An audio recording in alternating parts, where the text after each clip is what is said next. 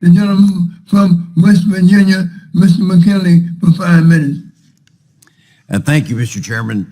I'd like to enter into the record an article that was published this week in the Wall Street Journal that's entitled, "Behind the Energy Crisis, Fossil Fuel Investment Drops and Renewables Aren't Ready." With all due respect, Chairman Rush, and we've been friends for years, this hearing seems to be taking on air of distraction from what Americans are really dealing with across this country.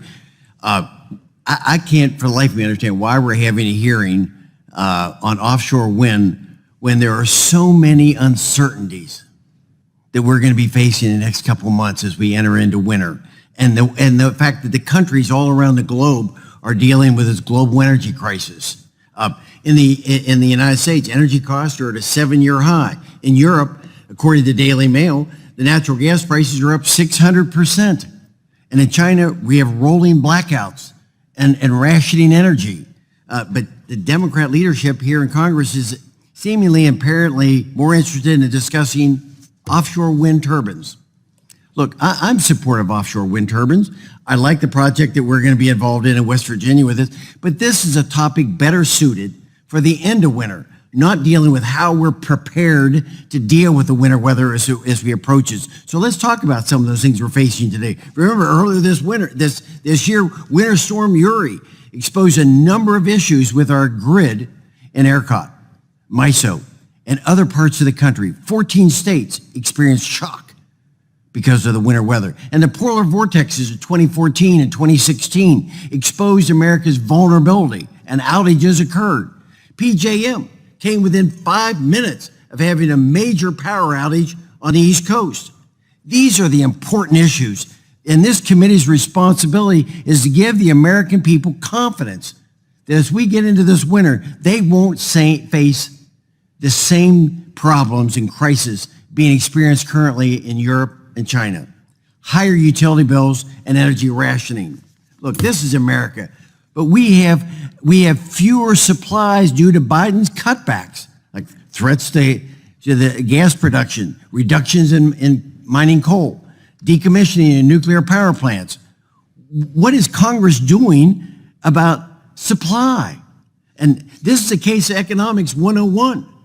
I'm just an engineer. I'm not an economist, but it's so fundamental. We have supply and demand. Demand is going up, and our supply is dropping. We're bound to hit higher costs with that. So no wonder IEA is estimating that energy costs are going to go up 30% this year. So how can we give the American people confidence today that the United States won't have shortages or heating costs? So, Menenzi, could you explain, is the United States prepared for a potential winter storm this time? Without your mask, please. Right. Well, our own EIA is predicting, of course, that costs are going to be much higher, certainly in propane, really across the board. You can expect that. I know utilities are already sending out letters to their ratepayers informing them that because of the high price of natural gas, which is unusual in the United States. Why would the United States have high price of natural gas? Well, again, it's all happened since the change of administration. Again, as we come back, demand is increasing. But the fact of the matter is, we have the solution right here. Congress really doesn't have to do anything. They should do no harm. They should allow, really, the producers to produce, and supply will get to demand, and guess what will happen to prices? It puts downward pressure on prices. So while an engineer, I think you got the economics right, although I myself am neither. I think that's what we can do here in the United States. But don't forget about propane, right? Propane, where does propane come from? Propane is a byproduct of natural gas. So if we're producing less natural gas, guess what we have left of?